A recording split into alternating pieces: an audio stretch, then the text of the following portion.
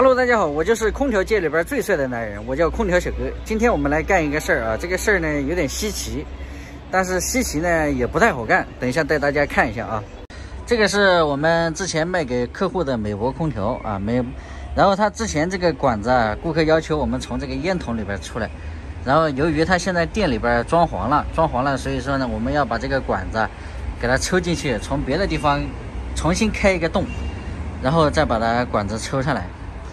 因为它这个是一个这种像集装箱一样的这种，就是小商铺啊，这个都是不是墙，这个都是那个什么板子。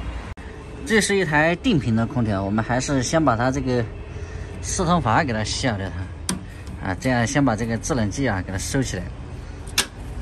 这个是四通阀，因为呢它这个上面的这一根是蓝色的啊，这个是四通阀的。这个不要让它搭到铁，要不然等会儿一开机会搭到铁的话，它就会跳闸啊。这个热气儿一直在往上冒，然后现在就可以在室内开制热了啊，外面就变成制冷了。小哥还是那句话啊，非专业人士请勿模仿。这个收服这个东西啊，你只需要看一下，了解一下大致是什么情况就可以了。我还是不建议大家自己去动手操作啊，因为毕竟还是有电，比较危险啊。你像很多时候啊，这个空调啊，大家觉得哎，看人家搞一下好像挺简单的，我也来试一下呀。因为试的过程中啊，都是有电的这些东西啊，还是不建议大家去这样操作啊。非专业人士请勿模仿啊。小哥一直都不推荐大家自己去动手拆空调。空调收服的话还是非常的简单啊，这种定频的简单啊，变频的呢也简单啊，只不过方式不同啊。但是首先前提就是空调必须要在制冷状态下才能收服。我们现在先把这个细管子给它关起，细管子关起来，然后等个大概30秒左右再把这个粗管子关起。好了，现在时间到了，我们把它关起来啊，一定要把它关牢，要不然等会儿没收干净的话，这个氟梁啊，它这管子里边一拆，它就会有气儿。像这种收好了以后，直接就可以拔电，知道吧？好，拔电。这个空调拆管和线的时候，一定要把电源拔掉以后，而不是关机啊，一定要把那个电源插座给它拔掉，才能去拆管子和线。好，收到，关掉了。要不然万一这个东西啊，一旦漏电，电到自己就麻烦了，知道吧？你像你看我们装的这台空调呢。你看，这是我和胡师傅装的这台美国空调。你看，我们都给它垫起来了。那因为这个地方它会积水，知道吧？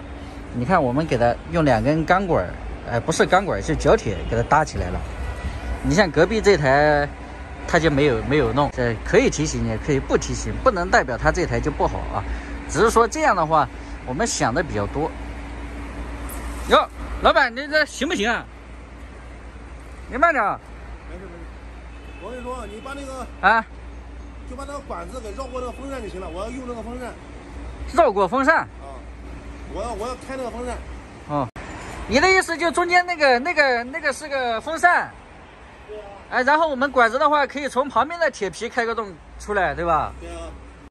老板，你用了这美国空调，用了这几个月，感觉怎么样？感觉还可以，行。效果确实可以吧？效果肯定好啊。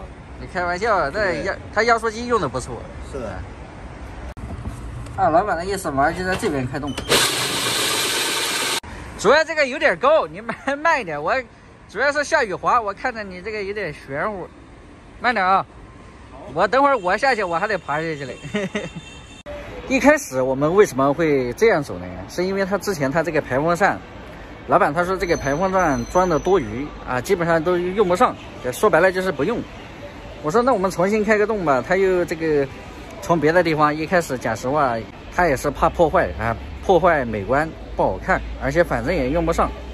但是现在呢，他可能这个食谱啊有些改进啊，有的他这个菜品啊，烟确实是太大了，再加上这个没有这个呢，有的时候他觉得好像自己又不得劲儿，所以呢，我们现在就是把它重新从别的地方开个洞出来。